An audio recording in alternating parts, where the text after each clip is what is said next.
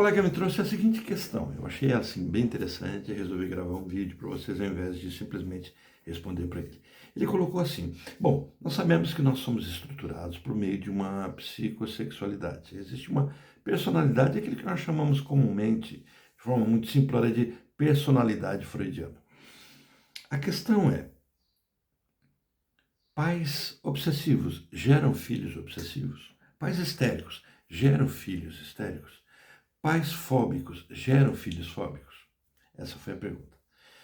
Quando a gente fala dessa transmissão psíquica, e esse é o ponto teórico que a gente chega, a gente precisa primeiro analisar essa transmissão como algo que a gente vai chamar de intergeracional, ou levando em conta aquilo que a gente também pode chamar de ecologia do desejo parental. Existe um ecossistema. A criança, quando nasce, ela nasce num sistema.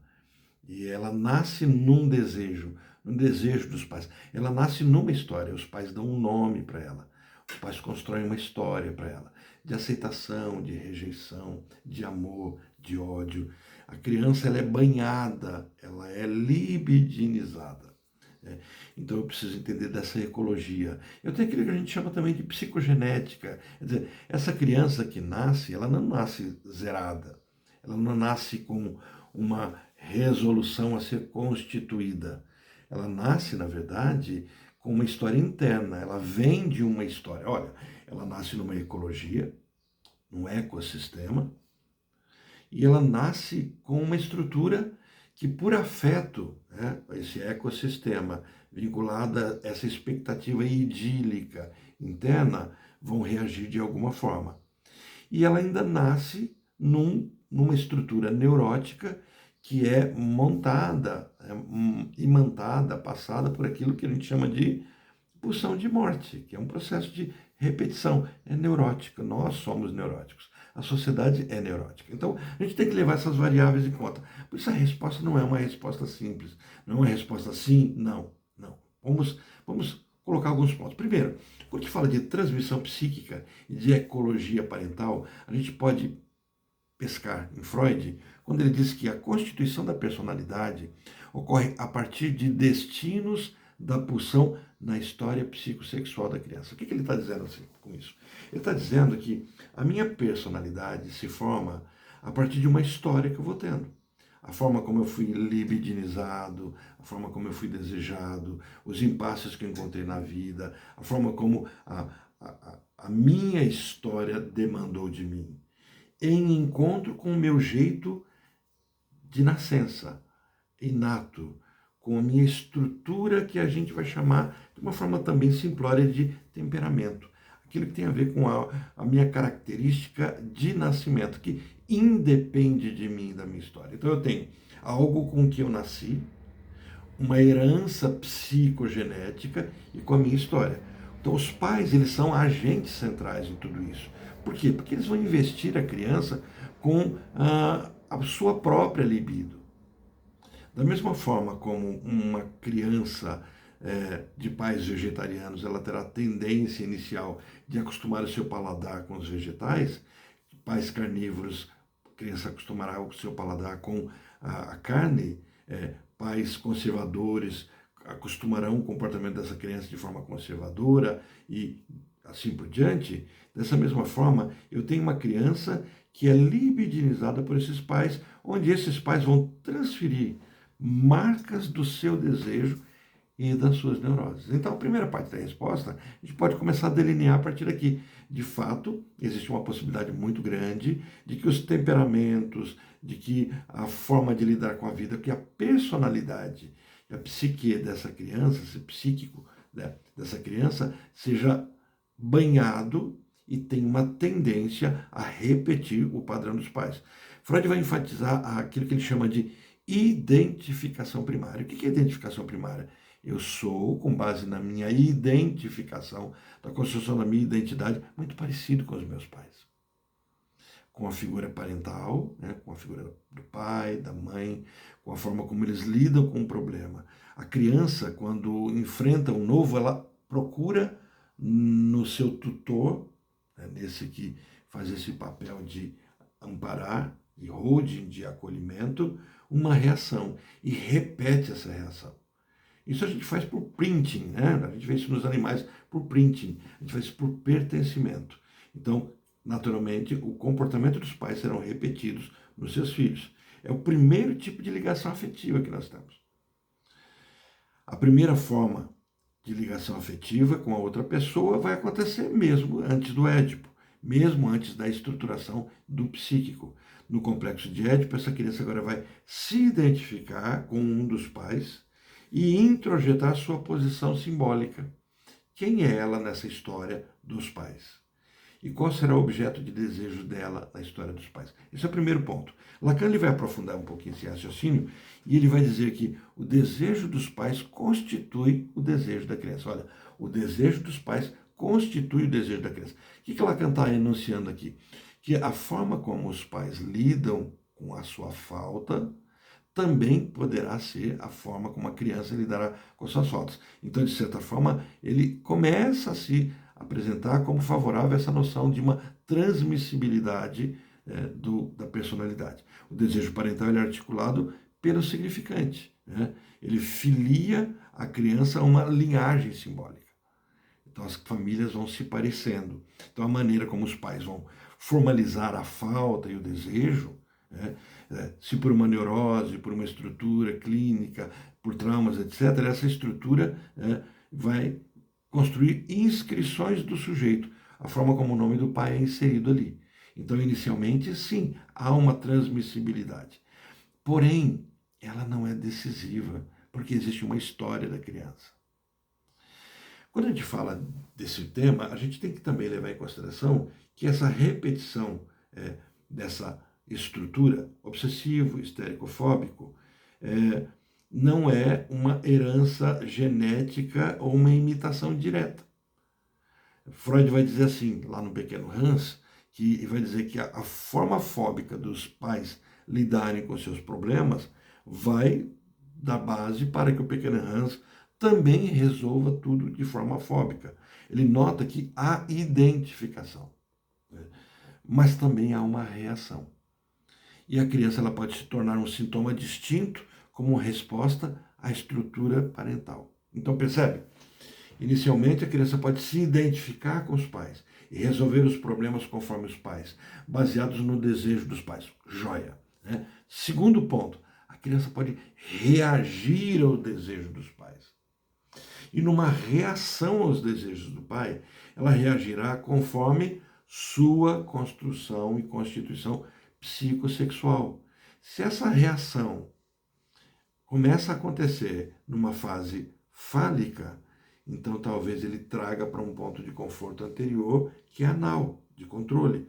Se numa fase anal, pode trazer para um ponto anterior, que é oral, de agressividade ou de forma fóbica, e assim por diante. Percebe? Então eu posso ter por identificação, mas eu posso ter também por reação. Lacan vai dizer que não há uma transmissão direta de uma estrutura para outra, mesmo ele tendo dito que a criança é o desejo dos pais, que o desejo dos pais estrutura o desejo da criança.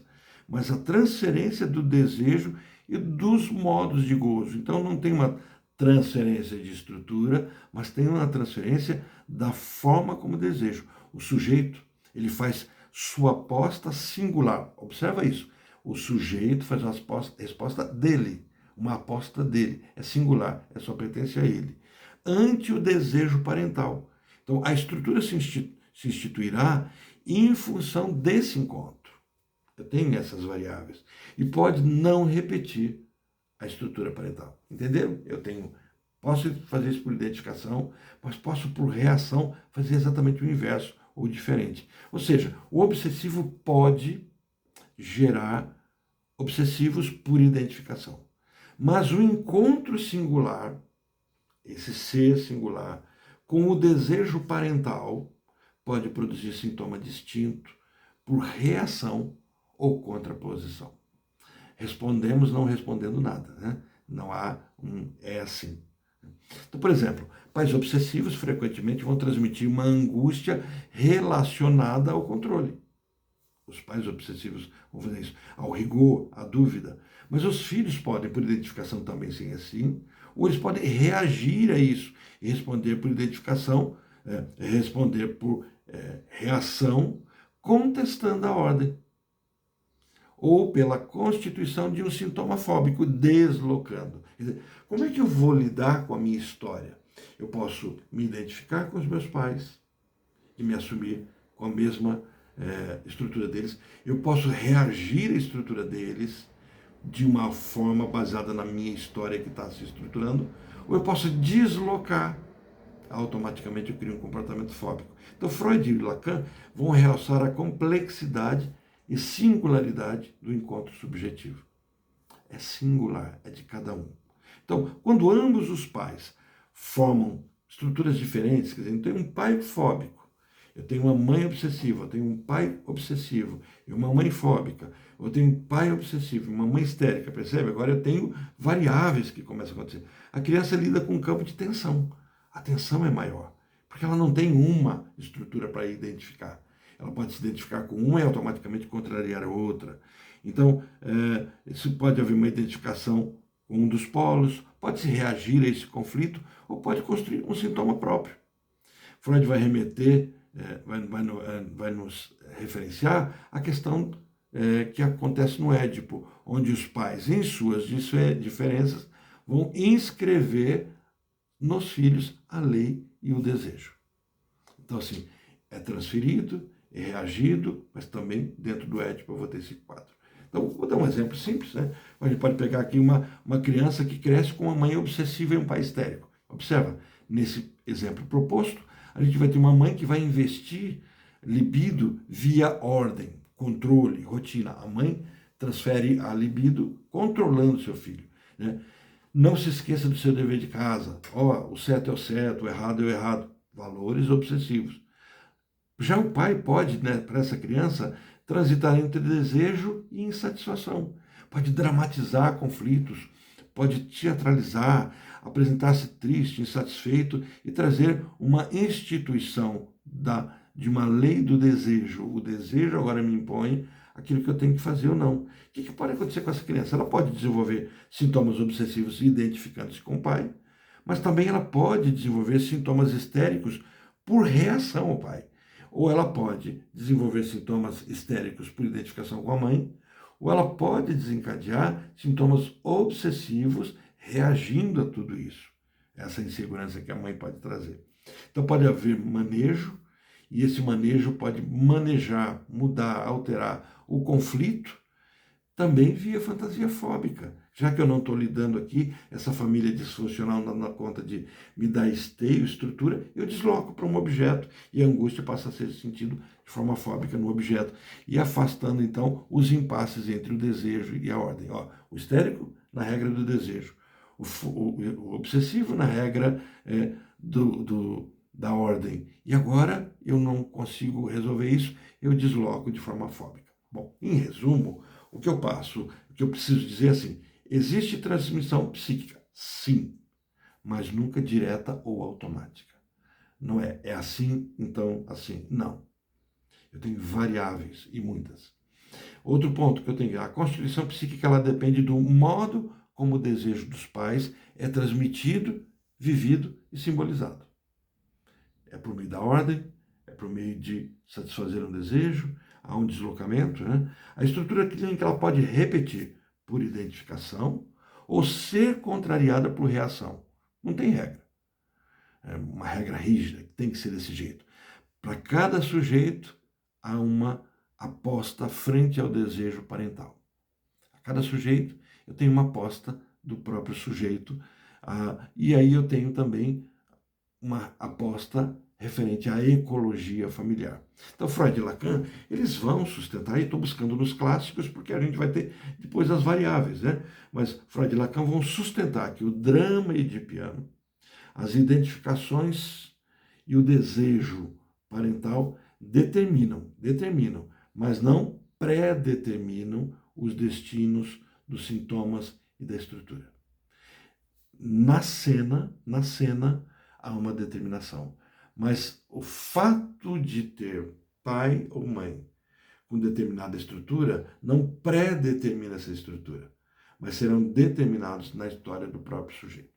Espero ter respondido, agregado um pouquinho para vocês nessa compreensão e para entenderem a complexidade e o valor da análise. É na análise que isso começa a se enunciar.